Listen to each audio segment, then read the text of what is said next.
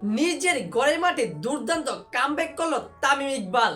খেলেছেন ম্যাচ জয়ের 100 রানের দুর্দান্ত এক ইনিংস। আর অপরদিকে প্লে অফ থেকে সবার আগে বিদায় নিল সাকিব খানের ঢাকা ক্যাপিটালস। যে ঢাকা ক্যাপিটালস বিপিএল শুরু হওয়ার আগে যখন তারা অংশগ্রহণ করবে, তাদের প্লেয়ার কিনছিল, দল সাজাচ্ছিল, একের পর এক চমক দিচ্ছিল ঢাকা ক্যাপিটালস, এবং তারা সাহস নিয়ে জোর দিয়ে বলেছিল যে এবারে বিপিএলে চ্যাম্পিয়ন হবে ঢাকা ক্যাপিটালস, কিংবা ভালো একটা পারফরমেন্স দিবে, সকলকে তুফান দেখাবে মাঠের মধ্যে সাকিব খান। কিন্তু সেটা আর হলো না। সবার আগে বিপিএল থেকে ছিটকে গেল সাকিব খানের ঢাকা ক্যাপিটালস।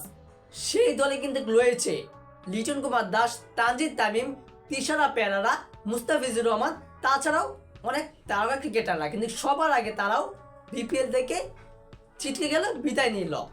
প্রায় তারা বিপিএল এই পর্যন্ত 8টি ম্যাচ খেলেছে। 8টি ম্যাচের মধ্যে 7টি ম্যাচে পরাজয়, হেরে গিয়েছে খুব বাজেভাবে। আর তারা একটি ম্যাচ জিতেছে। সেই একটি ম্যাচেই তারা বিপিএল এর যত ইতিহাসের রেকর্ড আছে সকল রেকর্ডকে তছনছ করে নতুন রেকর্ড করেছে ঢাকা ক্যাপিটালস। দর্শক, আজকে বিপিএল এর 21 নম্বর ম্যাচ অনুষ্ঠিত হয় চট্টগ্রাম পর্বত চট্টগ্রামে, যেখানে তামিম ইকবালের জন্ম, যেটা তামিম ইকবালের নিজের মাঠ, যেখান থেকে তামিম ইকবাল শিখেছে। সেই মাঠে আজকে 21 নম্বর ম্যাচে ঢাকার বিপক্ষে মুখোমুখি হয় ফরচুন বরিশাল। আর সেখানে টসে জিতে আগে ব্যাটিং করার সিদ্ধান্ত নেয় ঢাকা ক্যাপ্টেন তিশারা পেরেরা, এবং তারা ব্যাটিং করতে নেমে দুর্দান্তভাবে একের পর এক বাউন্ডারি হাঁকিয়েছে। একটি ইনিংস খেলেছেন তানজিদ তামিম, 65 রানের ইনিংস খেলেছেন।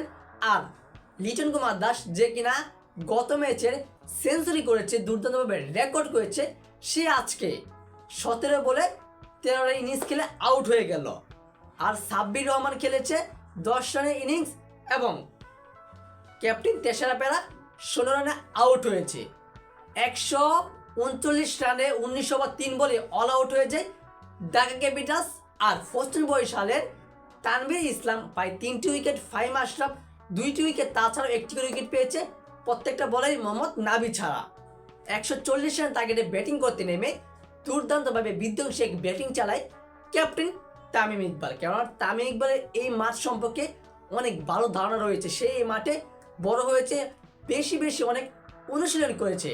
সেজন্যই আজকে তামিম ইকবাল দুর্দান্তভাবে কামব্যাক করেছে, এবং তামিম ইকবাল 48 বলে 61 রানে দুর্দান্ত ইনিংস খেলেছেন, আউট হয়ে গেছেন, এবং শেষ পর্যন্ত আজকে কিন্তু ব্যর্থ হয়েছে নাজমুল হোসেন শান্ত।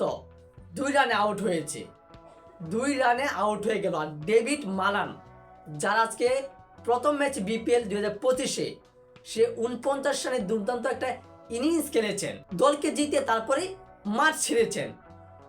সেই সুবাদে কিন্তু, এবং যে রয়েছে তামিম ইকবাল, তার 61 রানের ইনিংসের সুবাদে ফরচুন বরিশাল আজকে 16 ওভারেই তারা জিতে যায় পুরোপুরিভাবে।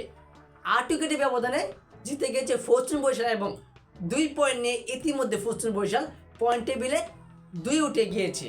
আর সবার আগে বাদ পড়েছে সাকিব খানের ঢাকা ক্যাপিটালস, তাদের একের পর এক হার নিয়ে। আর মাত্র 4টি ম্যাচ রয়েছে ঢাকা ক্যাপিটালসের। এবার দেখা যাবে সাকিব খানকে কি সেই 4টি ম্যাচ জয় তুলে দিতে পারবে মুস্তাফিজুর রহমান, লিটন কুমার দাস, তিশারা পেরেরা, সাব্বির রহমানরা। সেটাই দেখার আশা রইল, এবং তারা ম্যাচ জিততে পারবে এমনটাই আশা করা যায়। সো দর্শক, এ বিষয়ে আপনার গুরুত্বপূর্ণ মতামতটি জানিয়ে দিবেন কমেন্ট বক্সে। আর অবশ্যই ভিডিওটি ভালো লেগে থাকলে ভিডিওটিতে লাইক দিয়ে চ্যানেলটি সাবস্ক্রাইব করে আমাদের পাশেই থাকবেন। ধন্যবাদ।